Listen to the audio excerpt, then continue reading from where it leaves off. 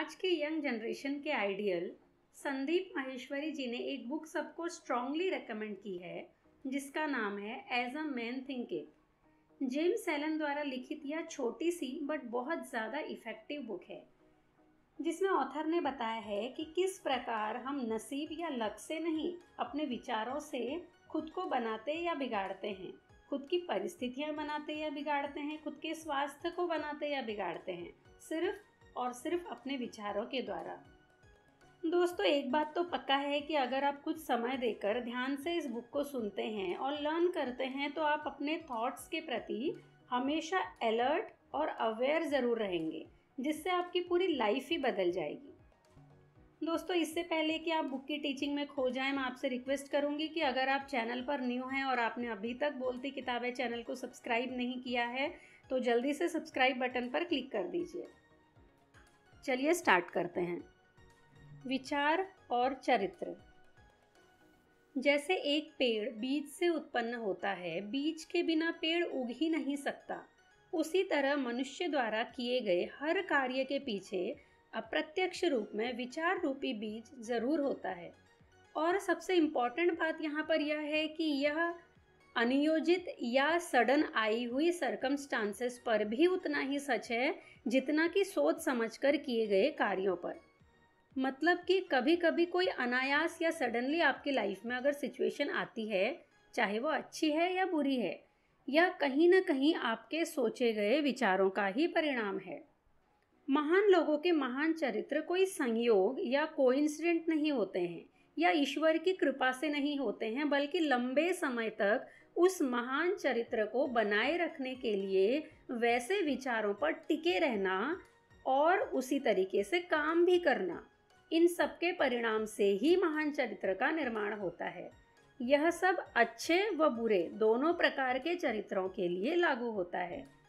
दोस्तों, इस बात को हम एक उदाहरण से समझते हैं। फॉर एग्जाम्पल, आप एक किसी ऐसे व्यक्ति को सोचिए जिसकी तरह आप बनना चाहते हैं, कोई एक्टर या कोई सक्सेसफुल लोग, कोई भी।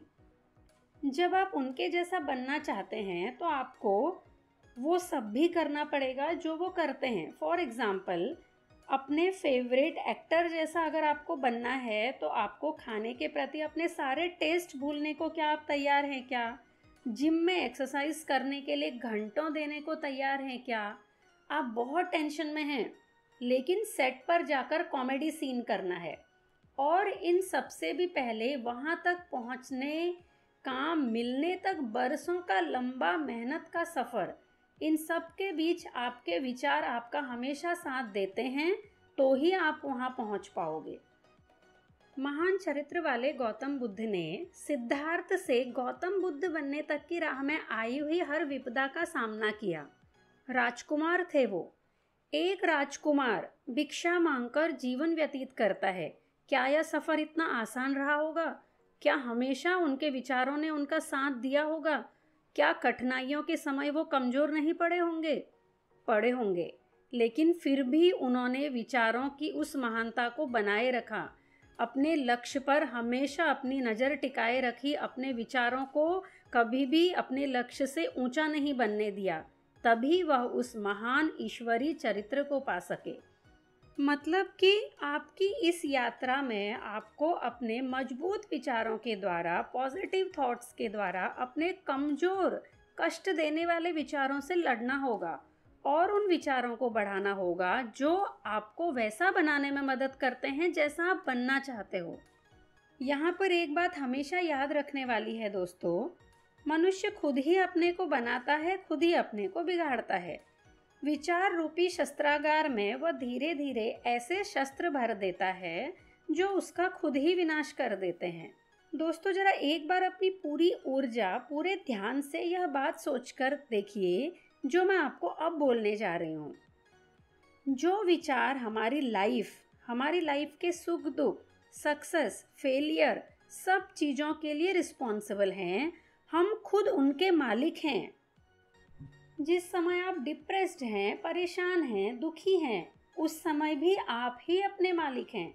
और जिस समय आप शक्ति, बुद्धि, प्रेम, खुशी से भरे हुए हैं, उस समय में भी आप ही अपने मालिक हैं। मतलब कि दोनों ही स्थितियों में सिर्फ आप और आपके विचार ही रिस्पॉन्सिबल हैं।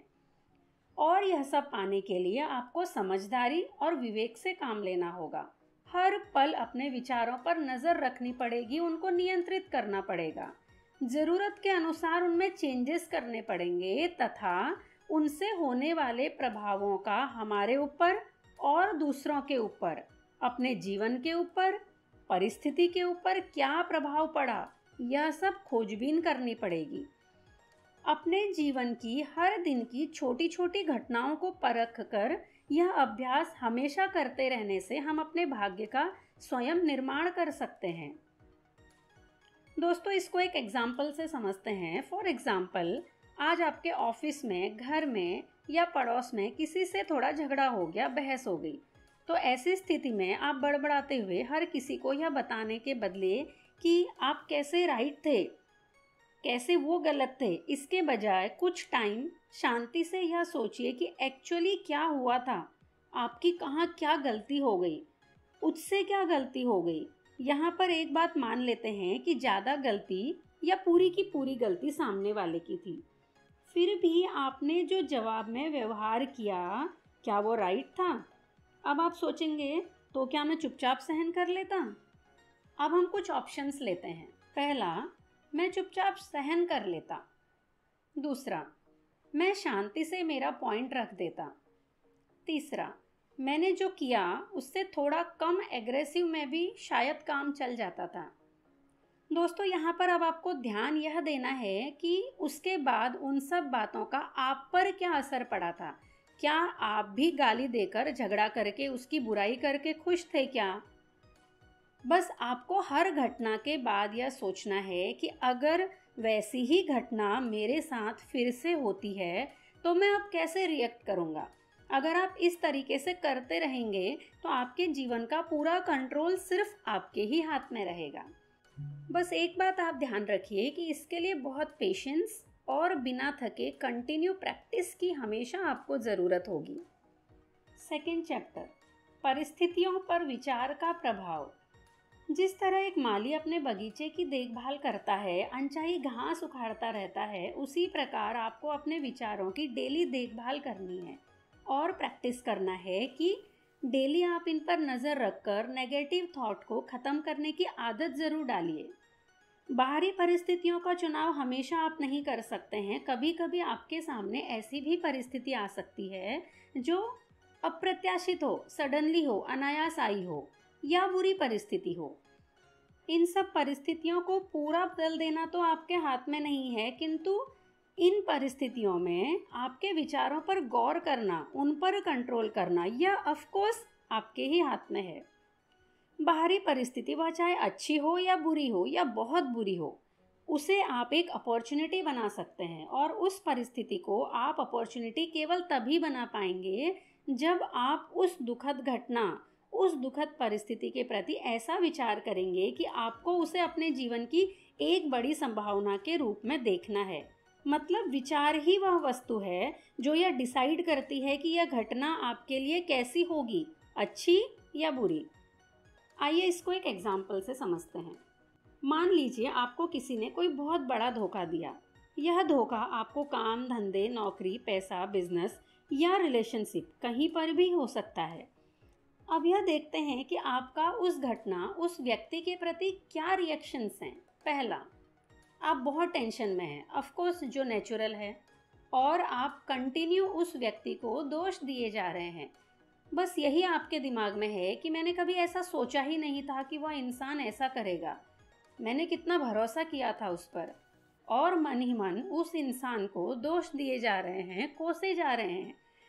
ये पहला रिएक्शन था जो बहुत कॉमन है। अब दूसरा रिएक्शन, जैसे ही आपको पता चलता है कि आपके किसी अपने बहुत विश्वास वाले व्यक्ति ने आपको बिजनेस, काम, पैसे, रिलेशनशिप कहीं पे भी धोखा दिया है, तो आपको बहुत दुख होता है। आप उसको ब्लेम कर रहे हैं, कोस रहे हैं, लेकिन साथ साथ आप उसका सॉल्यूशन भी ढूंढ रहे हैं कि कैसे आप इस समस्या से ऊपर उठेंगे। तीसरा रिएक्शन, आपको जैसे ही धोखे वाली बात पता चलती है, सिर्फ कुछ मिनटों के लिए आपको तकलीफ होती है, लेकिन अगले ही पल आपके विचार ऐसे आते हैं कि कोई बात नहीं, उसने जो किया वह किया। जिस माहौल में उसकी परवरिश हुई है, जैसे माहौल में वो रहता है, शायद मैं भी उसकी जगह होता तो ठीक वैसा ही करता जैसा उसने किया है। चलो, जो हुआ उसे भूलकर मैं इस घटना से क्या क्या मैंने सीखा इस पर ध्यान देता हूँ, ताकि आने वाले समय में वैसी घटना फिर न घटे, या मैं उसके लिए पहले से तैयार रहूँ। कोई बात नहीं, इंसान से गलती हो जाती है, उससे भी हो गई। अब मुझे आगे क्या क्या करना है। दोस्तों, हमने यहाँ पे एक ही परिस्थिति के लिए 3 तरीके के रिएक्शंस देखे। पहले रिएक्शन में आप हमेशा तकलीफ में रहोगे क्योंकि आप बस सामने वाले को ही दोष दिए जा रहे हो।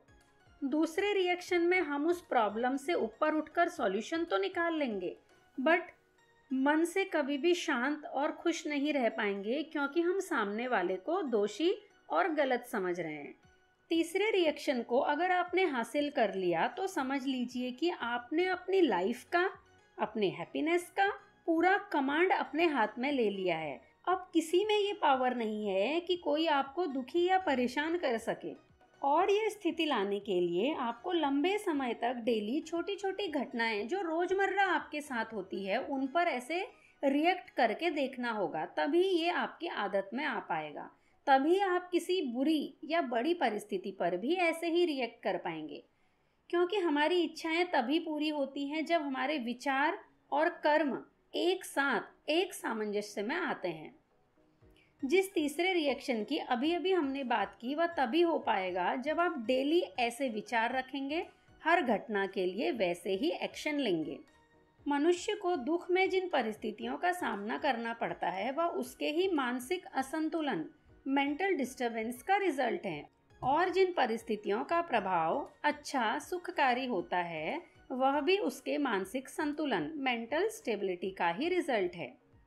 एक बात हमको हमेशा याद रखनी चाहिए कि सौभाग्यशाली होने का मतलब ढेर सारी धन संपदा का होना नहीं है, बल्कि सही विचार का होना है। और दुर्भाग्य का मापदंड कम पैसा होना नहीं है, बल्कि गलत विचारों का होना है। कोई भी व्यक्ति धनी होते हुए भी दुखी हो सकता है और गरीब होते हुए भी सुखी हो सकता है, या इसका उल्टा भी हो सकता है। धनी व्यक्ति के विचार, अमीर व्यक्ति के विचार अगर सुखदायी हैं तो वह सुखी भी हो सकता है, और गरीब के विचार दुखदायी हैं, वह अपनी गरीबी से नफरत करता है, परेशान है, तो वह भी हमेशा दुखी रहेगा। कहने का तात्पर्य यह है कि बाहरी संपत्ति कितनी भी हो, आपका जीवन हमेशा आपके विचारों पर ही निर्भर है। आपका सुख हमेशा आपके विचारों पर ही निर्भर है। Third chapter, effects of thought on health and body. विचारों का शरीर व स्वास्थ्य पर प्रभाव। दोस्तों, हमारा शरीर हमारे मन का सेवक है। यह हमारे मन के हर एक्शन, हर विचार का पालन करता है, चाहे वो विचार जानबूझकर चुने गए हों या अनजाने में ही मस्तिष्क में आए हों। नेगेटिव थॉट का रिजल्ट हमेशा बीमार शरीर ही होगा। ऐसा माना गया है कि डर के विचार मनुष्य को इतनी तेजी से मार सकते हैं जैसे पिस्तौल की गोली। और वाकई में अनेकों प्रकार के डर व्यक्ति को अंदर ही अंदर धीरे धीरे मार रहे हैं। एक बात याद रखनी चाहिए हमको कि बीमारी उन्हीं को होती है जो बीमारी से डरते हैं। चिंता तुरंत ही पूरे शरीर का मनोबल तोड़कर बीमारी के रूप में प्रवेश करने का रास्ता खोल ही लेती है। अच्छे विचार, सुखद विचार, पॉजिटिव थॉट्स आपके शरीर को हेल्दी और चेहरे को एक ओज, एक तेज से भर देते हैं। और ऐसे ही बुरे विचारों से धीरे धीरे रक्त भी अशुद्ध और विषैला हो जाता है। मनुष्य का मन और शरीर बहुत लचीला है, बहुत कोमल है। आप जहाँ की ओर इसको मोड़ेंगे वहाँ ये मुड़ता ही चला जाएगा, चाहे वह अच्छाई हो चाहे वह बुराई हो। और अब चुनाव आपके हाथ में है। जब तक मनुष्य अपने विचारों को नहीं बदलेगा तब तक खान पान बदलने से उसे मदद नहीं मिलेगी। और जब मनुष्य अपने विचारों को शुद्ध बना लेता है तब उसे तामसिक भोजन करने की कामना ही नहीं रहती है। दोस्तों, यदि आप स्वयं अपने शरीर की रक्षा करना चाहते हैं तो आप अपने मन को हमेशा अवेयर रखिए, अलर्ट रखिए, हर चीज, हर घटना, हर व्यक्ति के प्रति। यदि आप अपने शरीर को एक नया जीवन देना चाहते हैं तो सबसे पहले अपने मन को सुंदर बनाइए। द्वेष, निराशा, दुख, जेलेसी, ये सब विचार शरीर के स्वास्थ्य व रौनक को खत्म कर देते हैं। शरीर की बीमारियों को दूर करने के लिए प्रसन्नता से भरे विचारों जैसा कोई डॉक्टर नहीं। सभी के बारे में अच्छा सोचना, सभी के साथ प्रसन्न बने रहना, धैर्यपूर्वक सब में अच्छाइयों को ढूंढने का प्रयास करते रहना, ऐसे निस्वार्थ विचार से हर व्यक्ति, हर प्राणी के प्रति शांति के विचार बनाए रखने वालों को अनुपम शांति मिलेगी। विचार व उद्देश्य, थॉट्स एंड पर्पस। वे लोग जिनके लिए जीवन में कोई विशेष उद्देश्य नहीं है, वे आसानी से छोटी छोटी चिंताओं, दुख दर्द और तकलीफों के शिकार हो जाते हैं। क्योंकि जिनके जीवन में कोई उद्देश्य रहता है, गोल रहता है, उनके विचार, उनका ध्यान, उनका टाइम हर समय सिर्फ अपने गोल को पूरा करने में, अपने लक्ष्य को पूरा करने में लगा रहता है। तो उनको ऐसी छोटी मोटी तकलीफें, दुख नज़र ही नहीं आते हैं, उस ओर उनका ध्यान ही नहीं जाता है और मन भटकने की भी संभावना कम हो जाती है। इसीलिए दोस्तों, हम सबको भी अपनी लाइफ में हमेशा एक न एक गोल अवश्य रखना चाहिए जो आपको छोटी मोटी चिंताओं, तकलीफों से ऊपर उठा दे और आपको ऐसा गोल रखकर पूरी तरह से उसके प्रति समर्पित भी होना चाहिए। अपने पर कंट्रोल व कंसंट्रेशन के लिए यह बेस्ट तरीका है। जैसे फिजिकली वीक इंसान प्रॉपर तरीके से ट्रेनिंग लेकर खुद को फिजिकली स्ट्रांग बना सकता है, वैसे ही नेगेटिव थॉट्स, कमजोर विचारों वाला व्यक्ति भी राइट डायरेक्शन में अपने थॉट्स को लेकर अपने को मेंटली पावरफुल बना सकता है। Thoughts factors in achievements. उपलब्धि में विचार तत्व। दोनों भी चीज़ें आपके थॉट्स का रिजल्ट है, वह जो आपने अचीव की और वह जो आपने अचीव नहीं की। आपकी सक्सेस, आपकी अचीवमेंट अगर आपकी है, आपके कारण है, आपकी मेहनत की वजह से है, आपकी प्लानिंग और आपके थॉट्स की वजह से है, तो आपके फेलियर, आपकी असफलता भी आपके डर, आपके आलस्य, आपकी लापरवाही और आपके एफर्ट्स की कमी, आपके असफल विचारों का ही परिणाम है। दोनों ही स्थितियों के मालिक आप और आपके थॉट्स हैं। किसी भी चीज़ को अचीव करने के लिए हमको हमेशा उसकी कीमत चुकाने, त्याग करने को रेडी रहना चाहिए। आपको हर वो चीज़ छोड़नी पड़ेगी जो आपके अंदर आलस्य पैदा करती है, टाल मटोल की भावना लेकर आती है, डर जैसे नेगेटिव फीलिंग्स पैदा करती है। हर इंसान को यह अधिकार मिला हुआ है या पावर मिली हुई है कि वह हाईएस्ट सक्सेस व स्पिरिचुअलिटी में हाईएस्ट गोल अचीव कर सके। लेकिन ऐसा करने के लिए आपको डेली, हर समय खुद के विचारों पर ध्यान देना पड़ता है। अंदर अगर डर की भावना आती है कि छोड़ो ये हमारे बस का नहीं है, फेल हो गए तो ऐसे थॉट्स के तुरंत आते ही आपको उसको ऐसे थॉट्स के साथ रिप्लेस करना है जैसे फेल हो गए तो हो गए, लेकिन एटलीस्ट मलाल तो नहीं रहेगा कि कभी ट्राई ही नहीं किया, कोशिश ही नहीं की। आपके अंदर आलस्य आ रहा है, आराम से लेटे रहने का मन है और काम करने की इच्छा नहीं हो रही है। खुद को बोलना पड़ेगा कि नहीं, आलस्य की यह आदत मुझे मेरे गोल तक कभी पहुंचने नहीं देगी, और आप तुरंत काम में जुट जाते हो। इसी प्रकार हर तरीके की नेगेटिव फीलिंग्स को आपके अंदर हमेशा चेक करते रहना है और तुरंत उसको पॉजिटिव थॉट्स के साथ में रिप्लेस कर देना है, बदल देना है। यह सब करने से आप डेफिनेटली वह सब पालेंगे जो आप पाना चाहते हैं।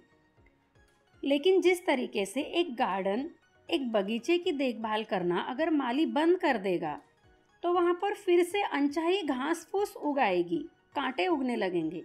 इसी प्रकार आपको अपने मस्तिष्क, अपने थॉट पर सिर्फ लक्ष्य तक पहुँचने तक ही ध्यान नहीं देना है, बल्कि हमेशा हर पल नज़र रखनी है, नहीं तो फिर से नेगेटिव थॉट्स वहाँ पर घर बनाना शुरू कर देंगे।